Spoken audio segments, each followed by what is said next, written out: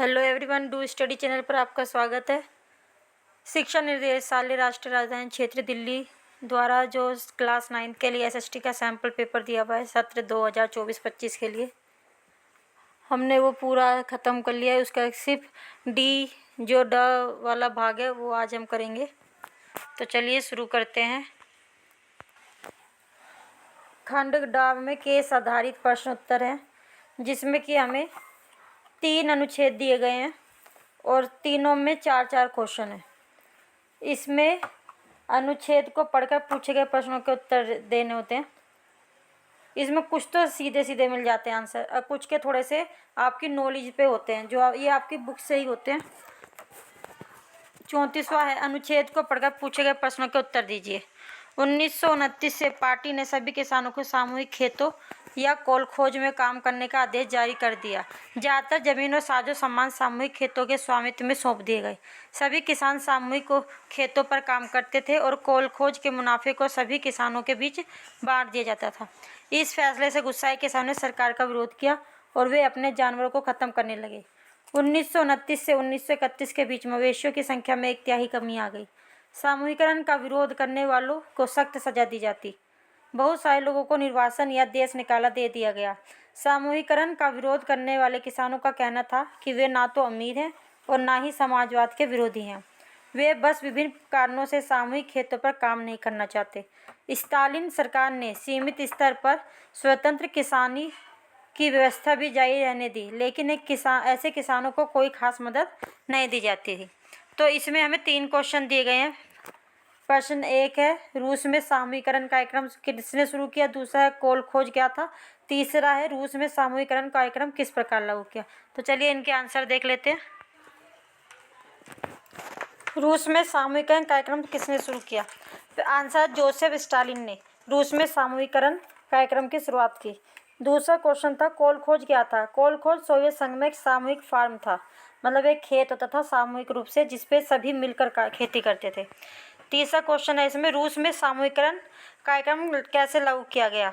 तो रूस में सामूहिकरण कार्यक्रम को छोटे निजी खेतों को बलपूर्वक बड़े सामूहिक खेतों में सम्मिलित करके लागू किया गया। इसमें क्या है, रूस में जिनके पास छोटे छोटे खेत थे, उनको जिनके पास अपने पर्सनल खेत हुआ करते थे, तो उनको मिला के ज़बरदस्ती उनको कहा गया कि तुम्हें सामूहिक खेती करनी होगी और सभी के खेतों को, छोटे छोटे खेतों को आपस में मिला लिया गया। किसानों को अक्सर इन सामूहिक फार्मों में शामिल होने के लिए मजबूर किया जाता और जो इनका विरोध करते थे उन्हें गंभीर परिणाम भुगतने पड़ते थे।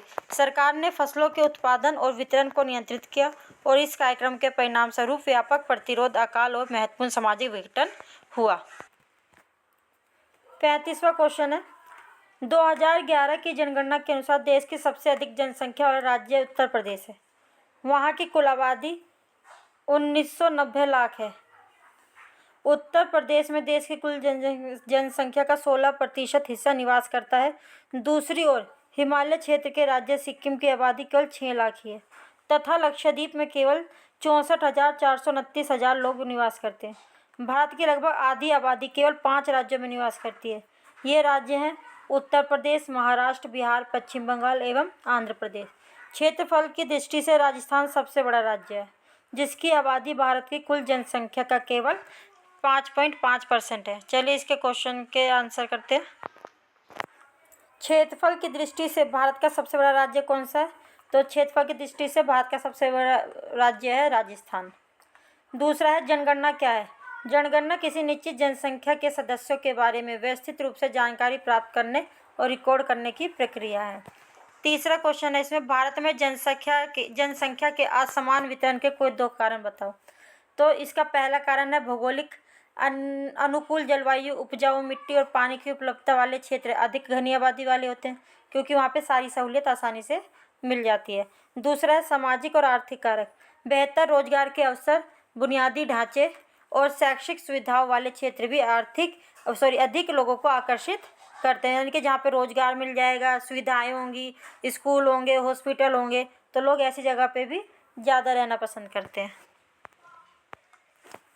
36वां क्वेश्चन है, भारत में विशेषकर देश के दक्षिणी और पश्चिमी भागों में सहकारी समितियां भी खाद्य सुरक्षा में एक महत्वपूर्ण भूमिका निभा रही हैं। सहकारी समितियां निर्धन लोगों को खाद्यान्न की बिक्री के लिए कम कीमत वाली दुकानें खोलती हैं उदाहरण के लिए तमिलनाडु में जितनी राशन की दुकानें हैं उनमें से करीब 94% सहकारी समितियों के माध्यम से चलाई जा रही हैं। दिल्ली में मदर डेयरी उपभोक्ताओं को दिल्ली सरकार द्वारा निर्धारित नियंत्रित दरों पर दूध और सब्जियां उपलब्ध कराने में तेजी से प्रगति कर रही है। गुजरात में दूध तथा दुग्ध उत्पादों में अमूल एक और सफल सहकारी समिति का उदाहरण है। इसने देश में श्वेत क्रांति ला दी है। देश के विभिन्न भागों में कार्यरत सहकारी समितियों के और अनेक उदाहरण हैं जिन्होंने समाज के विभिन्न वर्गों के लिए खाद्य सुरक्षा सुनिश्चित कराई है। इसके 3 क्वेश्चन है। पहला है, उस सहकारी समिति का नाम बताइए जो श्वेत क्रांति से जुड़ी है। दूसरा है, दिल्ली में कार्यरत किसी एक सहकारी समिति का नाम लिखिए। तीसरा, भारत में खाद्य सुरक्षा सुनिश्चित करने में सहकारी समितियां किस प्रकार सहायता करती हैं। तो इनके आंसर होंगे, पहला है, उस सहकारी समिति का नाम बताइए जो श्वेत क्रांति से जुड़ी है। तो इसका आंसर है, श्वेत क्रांति से जुड़ी सहकारी समिति का नाम है गौशाला या दुग्ध सहकारी समिति। दूसरा है, दिल्ली में कार्यरत किसी एक सहकारी समिति का नाम बताइए। तो इसका आंसर है आपका दिल्ली दूध उत्पादक सहकारी समिति। तीसरा है, भारत में खाद्य सुरक्षा सुनिश्चित करने में सहकारी समितियां किस प्रकार सहायक हैं। तो इसका आंसर होगा, भारत में खाद्य सुरक्षा सुनिश्चित करने में सहकारी समितियां किसानों को उचित मूल्य पर खाद्य सामग्री उपलब्ध कराती हैं, जिससे किसानों की आय बढ़ती है और उपभोक्ताओं को सस्ती दर पर खाद्य सामग्री मिल जाती है। तो आज हमारी जो सैम्पल पेपर था SST का पूरा कंप्लीट हो गया। और वीडियो को पूरा देखने के लिए धन्यवाद। लाइक, शेयर एंड सब्सक्राइब करना ना भूलें। Thank you.